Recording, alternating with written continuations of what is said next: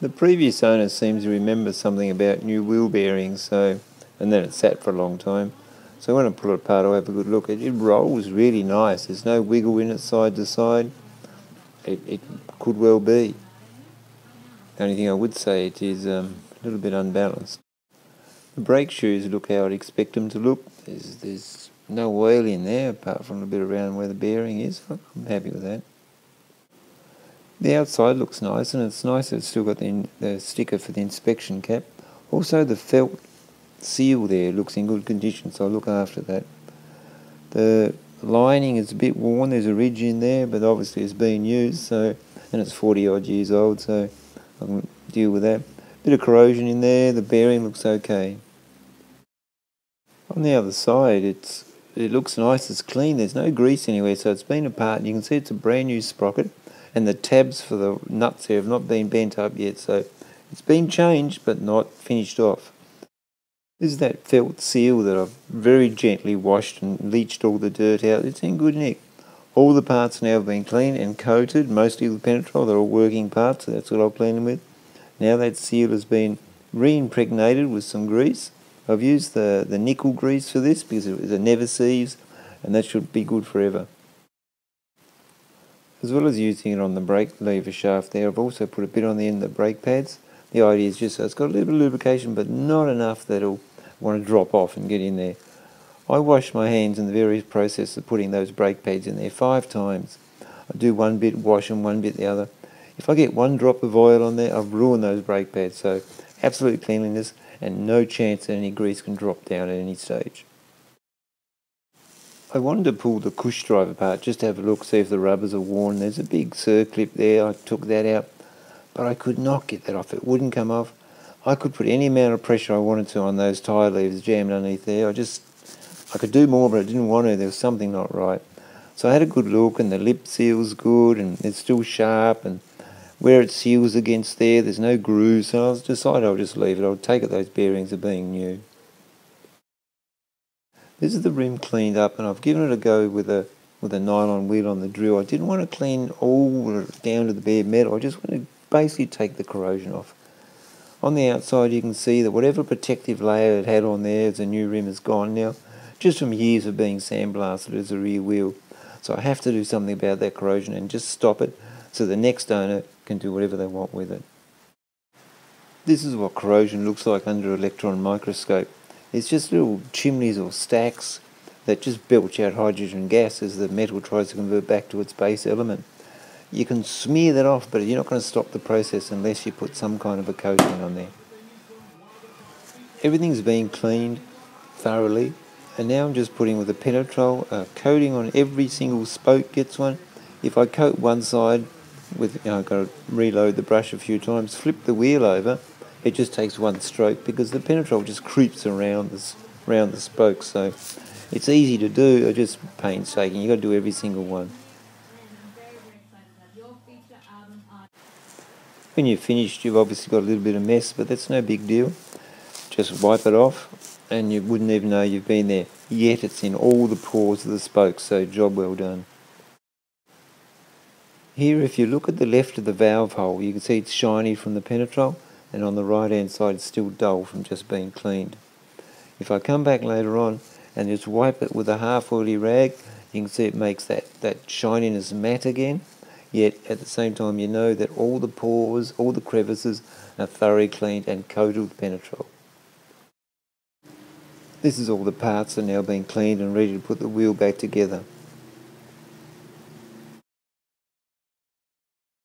As you can see, I did find my way down to the cush drive. It was all good, nice and clean, nothing was worn. All the rubber parts, the cush drive, get a little coating of rubber grease, which is just to protect it. The rest of the parts get a coating with real grease on the shaft there, which is also for the grease nipple. You can see on the left there, that little hole inside that, in the bigger hole, I just shot the air gun down there, and that popped it out, and there was a second circlip there. Once that was off, the whole lot came off. On the front wheel, nothing looks wrong there, and it's still got the nice sticker for the inspection cap, which is a bit of a bonus for me. The whole wheel, I don't see any problems at this stage. We'll see what it looks like when I pull it apart. And that's when I see my first problem. oil from the leaking shock absorber has just gone into everything. Those brake pads are thoroughly coated. There's not much of a lip because obviously it didn't work. It's a bit rusty in there, so that's got to be replaced.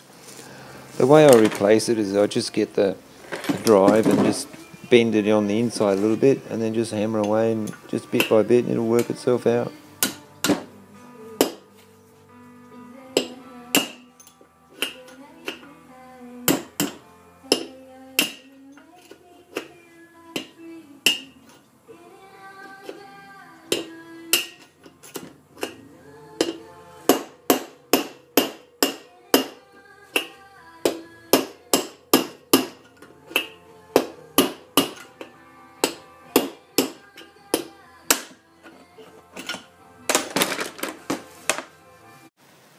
I'd actually forgotten they go one way better than the other side, and I think I did it on the wrong side, but anyway, it's out. When I washed the wheel, I noticed that a few of the spokes were loose, 3 in fact, and all in one spot and all on one side, so that's a problem. So I gave the spoke nipples a good coat with Penetrol overnight, and I set this up so once I tightened them I could see what sort of run out I had on the rim. And that's good enough. I didn't check in the book, but usually for trail bikes it's about 1 mil or 2 mil either way. On the left is a brand new brake shoe, and on the right is that oil impregnated one. I tried degreaser, the electrical contact cleaner, I could not get the oil out of that right hand side brake pad. So just don't get oil anywhere near them. Right, more things to put in a stock. I know I've done things on the tank before, but the reason why I can finally put it away is the rebuild kit for the fuel tap has arrived, which consists of a new O-ring in there which would stop the leaking, O-ring there which would stop leaking, new seals, new screws, and then just bolt it in. So that's all done now. All this has been put back in, that's just glued in, that's just some cables, and that's just ready to go, which is all nice. The tank is done.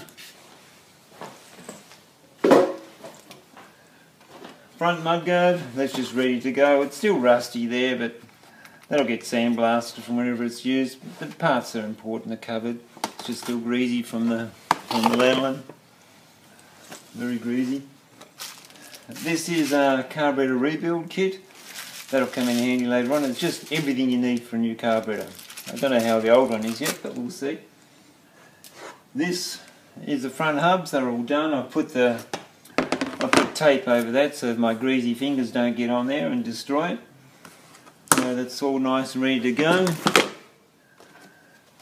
New gasket kit that covers everything I should be needing. Now the wheels are all done. Once again, that's just tape in there protected. That's coated inside there, so that's not going to corrode anymore. As you've seen before, how I've done it before, that's all done. New wheel bearings, new seals. Oh, that's heavy.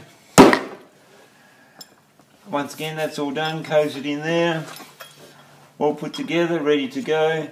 I'm going to take that into the bike shop to get fitted up with the new wheels, because I'm not very good at fitting up new wheels. I tend to put holes in the end tubes when I pinch them.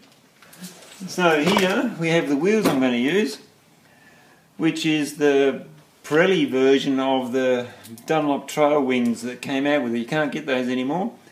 But this is a Universal Trials tyre. That is a different rubber, it's road rated, so it'll be good for the road and as good as what originally came out with it. The saga of that suspension bolt goes on. This time around I thought I'd be smart. I found on eBay the exact right part number. I bought it, and if you have a look on the bottom right hand side is what they sent me. The picture they advertise it looks right, but that bigger one they sent me is just wrong, so now I've gone in negotiations to fix that. It goes on.